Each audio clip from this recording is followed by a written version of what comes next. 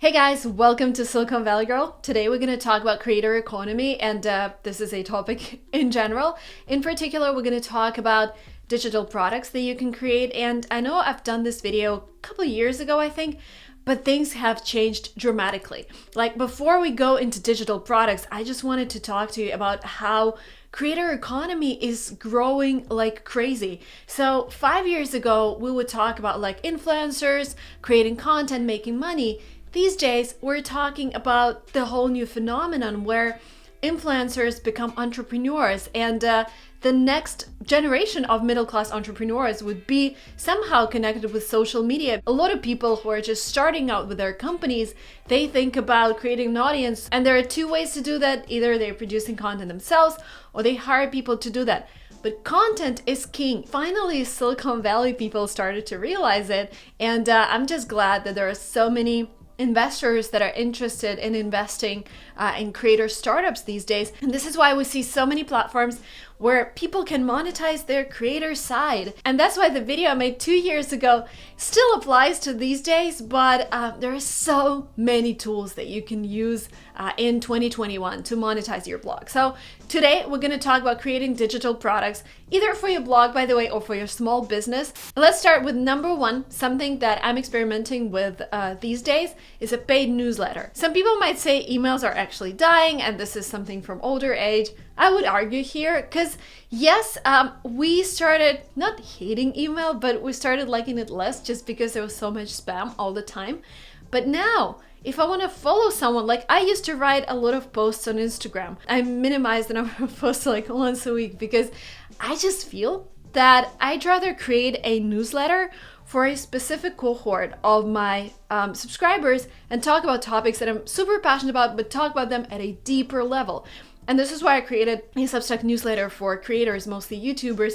I'm still experimenting with it, so I'm not like widely advertising it, but this is something I'm working on. It is free right now, and I'm not really thinking of monetizing it these days because I'm just trying out the format, trying out whether I would have enough discipline to write something regularly. But basically, Substack is this platform where you go, and it is so easy. I love how they created everything, but it's super easy to set up your own email list and to start either free or paid newsletter. But it has to be, I think here it has to be you.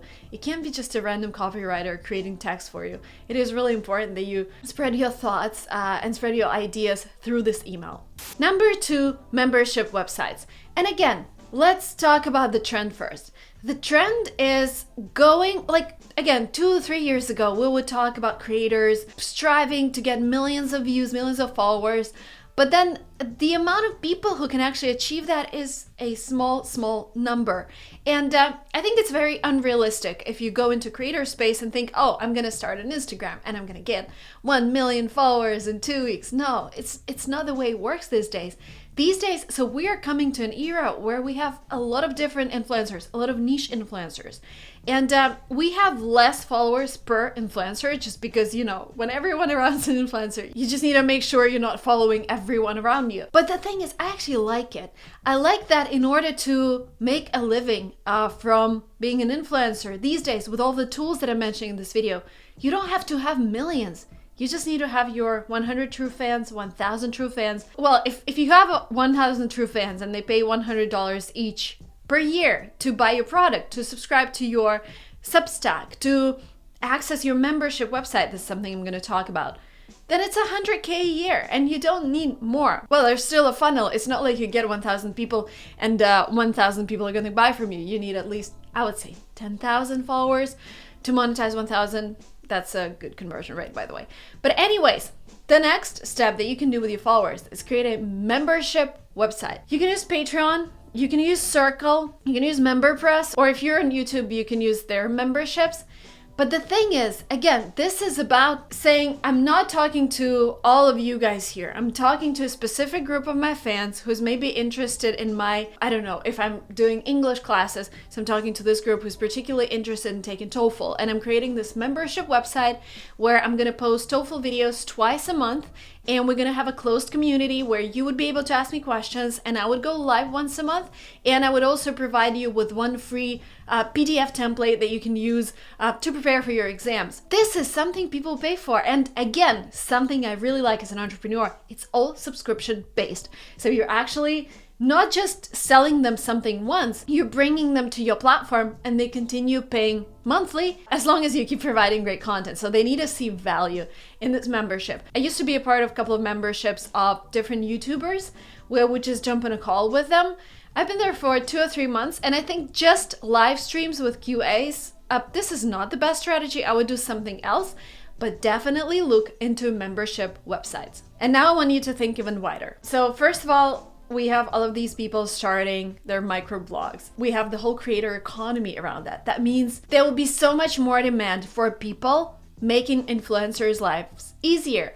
And one path that you can take is create a product for influencers. And this is like a separate group of people here who are entrepreneurs and tech entrepreneurs. And the second group of people is where you can actually freelance or just help other influencers by creating digital products. And what I mean by digital products for creators and influencers are, for example, templates. You can create templates for Instagram, YouTube, Pinterest. Like, there are platforms that specialize on those, Canva, etc. But what I feel about like Canva and other platforms is that they are very recognizable. It's like IKEA. When it just came out, you're like, oh wow, that furniture looks great. Well, sometimes it didn't look great, but still you're like, oh, this looks nice, this looks minimalistic. But then you just realize it's all IKEA and it's like $2 or $5 per artificial plant. I think it's kind of happening with Canva. So as an influencer, I would love to see more creativity in terms of templates, like templates for your stories, templates for your Pinterest post, templates for your channel art. And if you're wondering where you sell all of that stuff, I buy a lot of digital products from the platform called Etsy. I buy a lot of digital products from like independent creators when they target me with their ads. I spent over $250 on just buying those 2 posters from people on Etsy. And this is another digital product idea that you can have. I had a bad experience, by the way, a couple weeks ago. I bought a planner for YouTubers because I'm working on my own. And I decided to go to the platform and just look for different planners that people created. And I paid $15 for a 6-page planner that had 3 great reviews. And I realized that they were probably made by people who created the planner. But anyways, I was so upset. Like, the planner said, you need to create title, thumbnail, etc., like such basic stuff. And then they had some links to the videos that they posted on YouTube. I was really upset. And the rule here, guys, if you're creating a digital product, if you're creating something like a product, make sure that you're over delivering. It's very basic. People expect like 100 pages, give them 120 pages. If people expect a 1-hour live stream, give them 2-hour live stream. Like, over deliver every time. This is, I think, the only way to stay afloat on current market with so much competition. And I always try to do the same with my products. I know I'm not always like the top overperformer because sometimes you just want to release a product. But still, like, I always have this idea in mind. I think I've learned about that when I was doing funnel hacking with it was Russell Brunson. I took part in their free challenge and they sent me like a box of goodies. And I was so impressed that I never expected to receive like a gift box. I expected to receive just a book, but they sent me like different stuff that I could use, like a planner as well. And over delivering value is something that would drive people to buy more and more from you. So keep that in mind as well. Quick ad break here. Alibaba is sponsoring this video, and Alibaba is the perfect platform for anyone who's thinking of not just creating a digital product, but also thinking of creating a physical product, something that you can touch. So with Alibaba, you can send them your designs and they would produce a product of your choice. And then you can either sell it through Alibaba or you can sell it on your own platform. I recently got a wallet from a guy called Tech Lead, and he, by the way, has a lot of videos on how he produced a physical product. But digital product is not the only way to monetize the audience. And I know it took him a while to like figure out what's the best design, but I really like the wallet. It is really high quality, it's really thin, and I think this is what he was targeting at. And this is something that you can do as well. This is Alibaba's March Expo Trend Hunter section. And what I really like is that you can get inspired by different products that they have out here. And I've talked to my investor friend here in Silicon Valley, and he said the worst thing you can do when you start a company is produce hardware yourself, order it from someone, customize it, and create your own product. So basically you can take watches, you add different colors, and you create a customized product and you start selling it. And so basically this is what people are buying these days.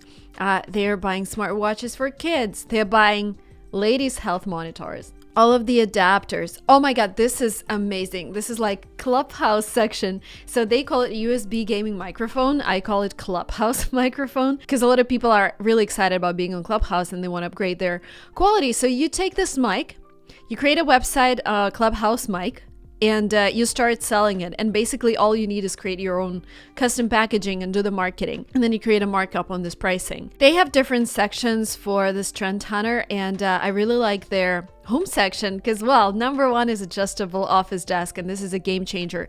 Again, if you look for adjustable desks in the US, the price would be a lot higher than this. I think I got mine for like $700, something like that.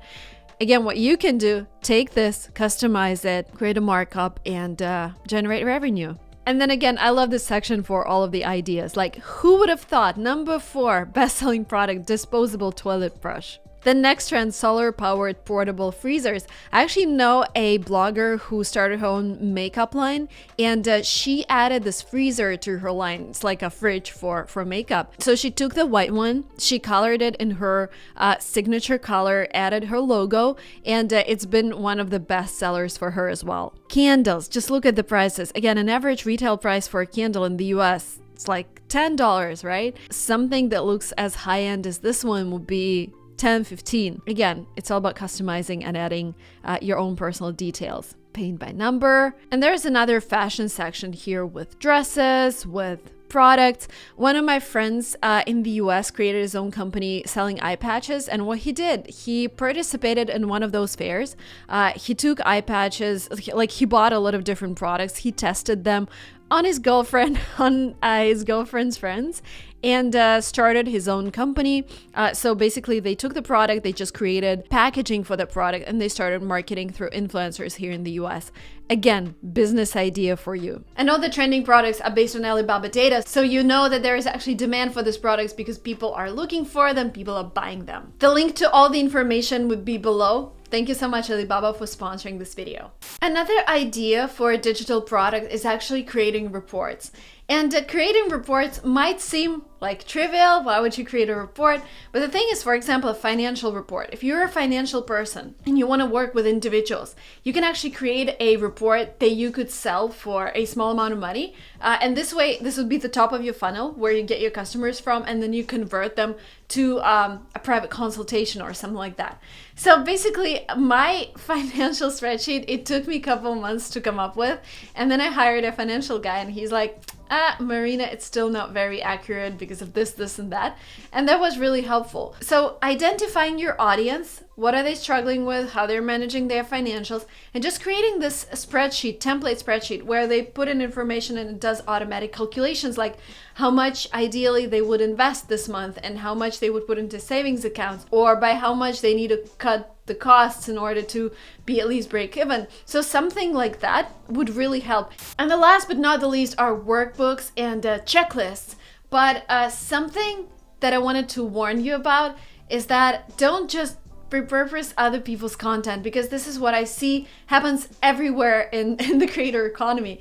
So the problem with that is, so for example, I'm looking for a writer and I asked them to come up with some ideas on how to monetize blogs with less than 1,000 followers. Many of them just started sending me repurposed articles by other people, and I wanted them to do their own research. I wanted them to input something that's valuable for them, and there was only one guy who actually did that, and I think I'm gonna hire him. He just sent me the test task. But the thing is, don't just solely repurpose. People are looking for you in the product. They're looking for your life hacks. So if you're not an expert, don't do the product.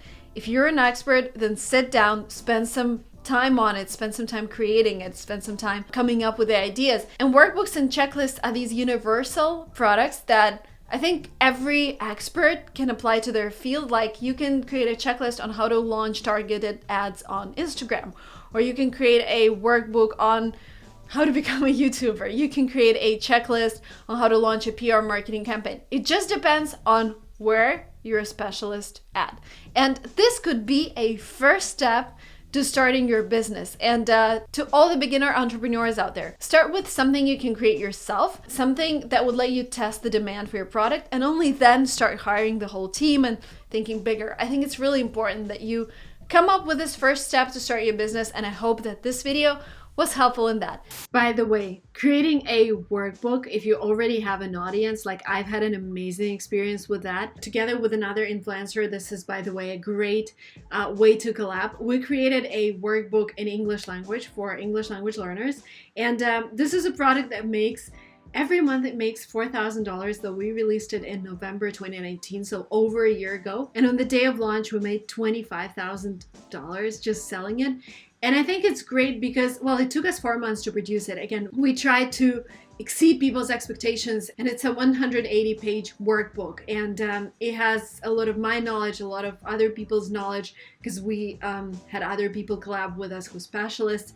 And my friend, the blogger friend who we did it together with, she's a great designer and a person who's like, who can create a great structure for a workbook. And this collab was amazing. And another great thing that we did is that we talked about this workbook for a while before actually launching it. So we were telling our audience that we're working on it, we showed the whole process, and that made the launch really easy. And it happened on the day when I was delivering Emily, and the website crashed, and they couldn't fix it because I only had the password. It was like a crazy day for those guys, because I asked not to disturb me, and they did not. And then we went back online. It was cool. But yeah, we made $25,000 in a day, and I'm still able to make some revenue from that workbook. So a very good digital product to keep in mind. Thank you guys so much for watching this video up to the very end. Thank you, Alibaba, for sponsoring this video, and I will see you very soon in my next videos. Bye bye.